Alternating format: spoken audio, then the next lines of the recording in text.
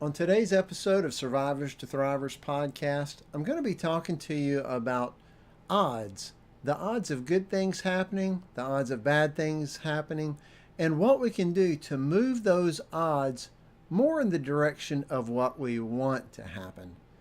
Sound like a plan? Stay tuned.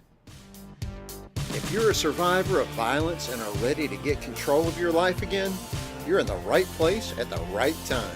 This is the Survivors to Thrivers podcast with your host, Cranford Blackman. Hey everybody, welcome back to another episode of Survivors to Thrivers podcast. I'm Cranford, and today I want to talk to you about one guarantee and a whole lot of chances. The only guarantee that we're ever offered in life is that eventually this life is going to be over. The rest of our life is made up of a patchwork of possible things, actual experiences, and how we responded to those experiences.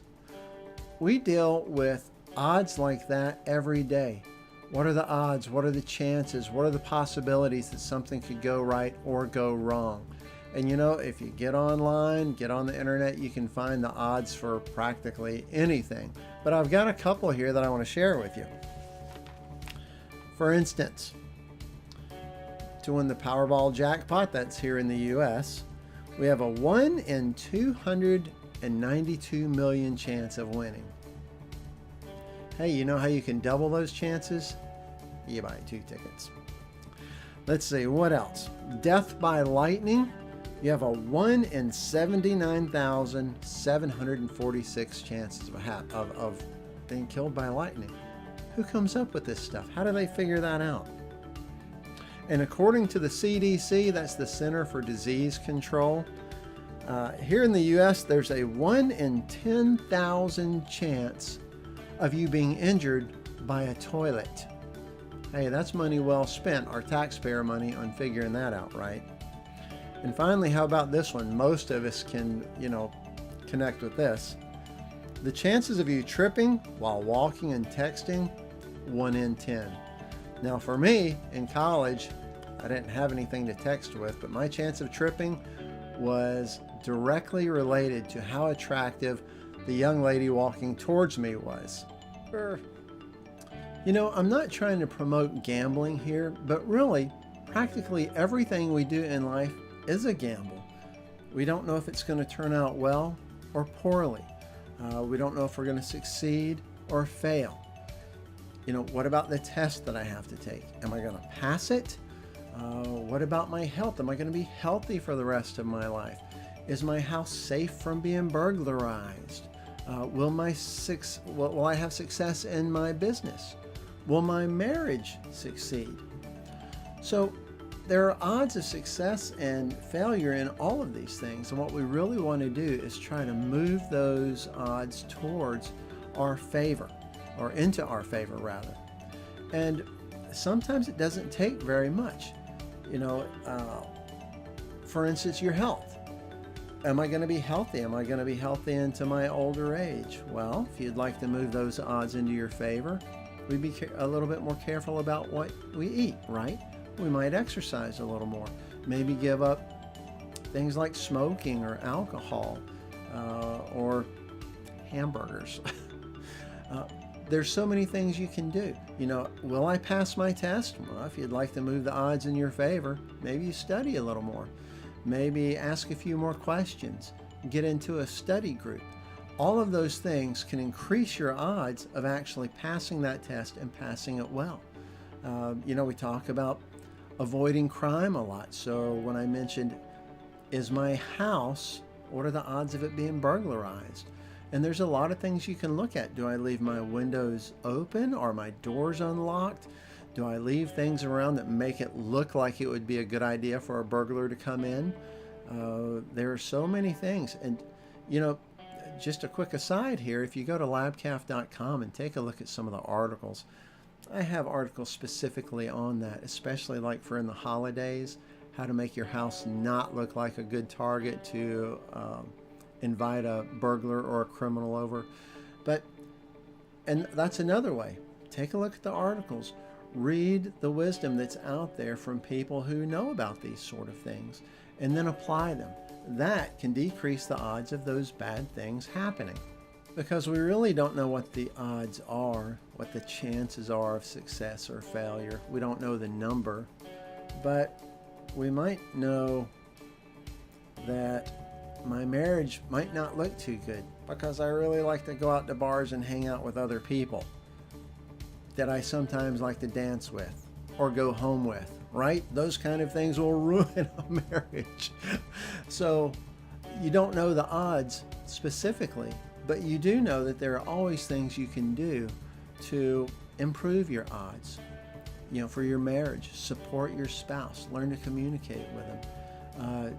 Don't go out to parties where you dance and spend intimate time with people. That's just craziness, right?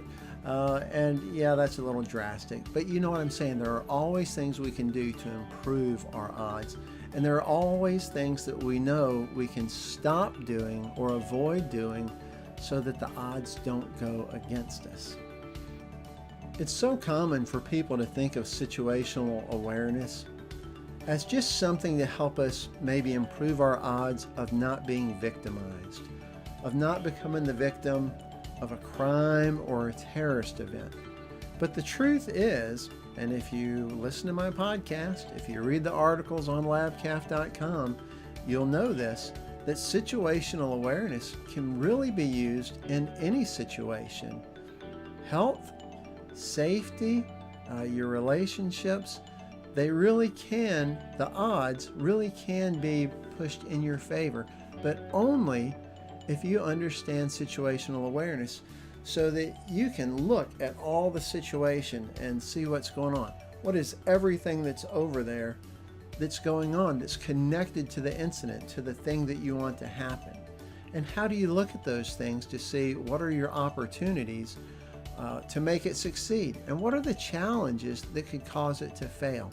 Situational awareness helps you see all those things. Here's a couple of examples on that.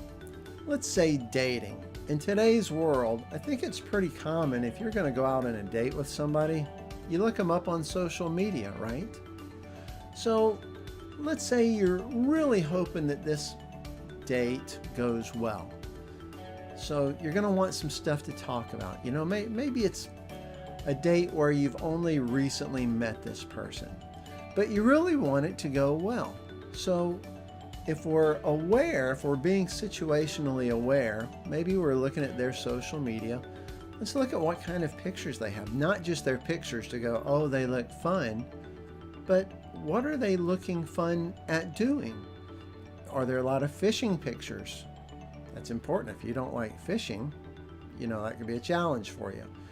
Are most of the things that they do outdoorsy? Do they seem rather bookwormish, which could be wonderful for some of us? What is it that they're doing? What are they doing in the pictures? And where are they? Is travel something they want?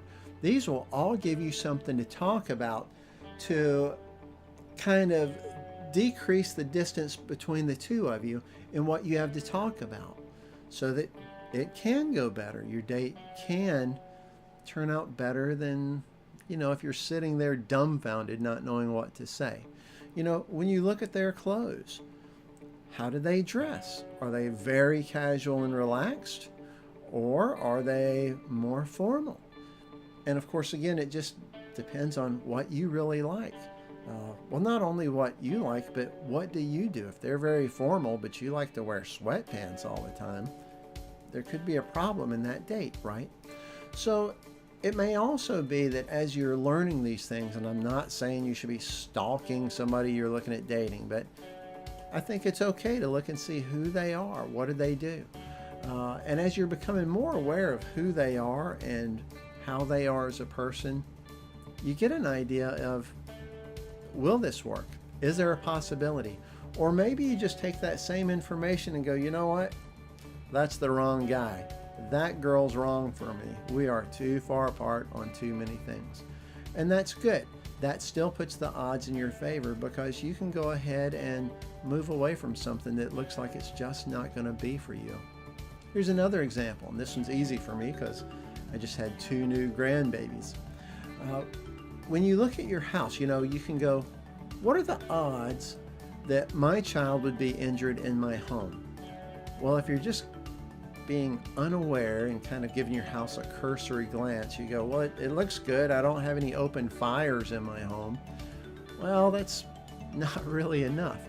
You want to be aware of what's going on. What are the things that that child can reach that you don't want them to? What are the sharp things that are in your house, and are they at the same level as your child or what they could get to? What about the pointy things that they could fall on, or maybe fall and bump their head against, or their eye? So you want to look and see, what are the possibilities? Are your electrical outlets safe so they can't put a key in it, or a finger or whatever? Are there cords that are hanging off a table to a lamp that a child could maybe just try to climb on? Because as kids grow, they grab everything and try to move it and see what it is. So that situational awareness can help you to make your home safer for that new child in your home, whether it's a brand new infant or maybe it's your 3-year-old nephew that you're going to have over at your house for the summer.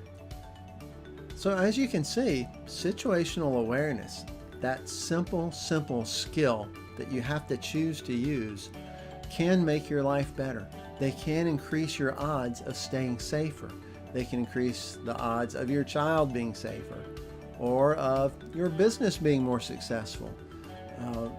It can help you with so many things. I say this over and over because I just really want all of you to understand that the entire world becomes your oyster when you're more aware of what's going on, so that you can use all of the opportunities that are there. You can make use of all the tools that can assist you in your personal growth or in your entrepreneurial growth. Everything is out there, but if you're not aware of it, none of it will help you. And generally, people don't just come up and tap you on the shoulder and say, hey, I want to help you succeed. Here's some stuff you could use. Sometimes that happens, but you don't want to bet on it. Not when it's, dealing with the success of your business or making sure that you can pay your bills and take care of your family. Now, has anything I've talked about really clicked with you today, or kind of stirred something up inside of you and made you think of a way that you really could better the odds of something important in your life, or maybe just not make them worse? I'd love to hear about it. Share with me in the comments, okay? And let me know what's going on. What are the things that you've learned from this? And then what I'd like you to do is share this episode with some friends or family members, especially those who may look at the world as nothing good happens to me. Terrible things have happened in my life, like for so many survivors of violence. We look at the world a lot of times and go, it's all bad, it's all scary, everything just seems to go wrong for me. But the truth of it is, things can go very right and go very good. But we just have to change our mindset, and understanding that we can adjust the odds in our favor really helps us move in that direction and can give us a more positive feeling. So please do share this with the people that you love and care about. And then what I'd like you to do is go on over to the website, labcalf.com, and get on my emailing list. All right, that's where I'm going to send out information about new content, about new programs, and any specials that I offer. And those will only be going out to my email subscribers. So be sure to get on that list. Well, here we are at the end of another episode. So until the next time, as we keep moving from survivors to thrivers, may the odds be ever in your favor. And this is Cranford Blackman reminding you to stay safe and stay strong. See you next time. To make sure you never miss an episode of Survivors to Thrivers podcast, subscribe at labcalf.com. And what you can do to make sure that the odds are ever in your poop. No, not in your poop. It's pretty good.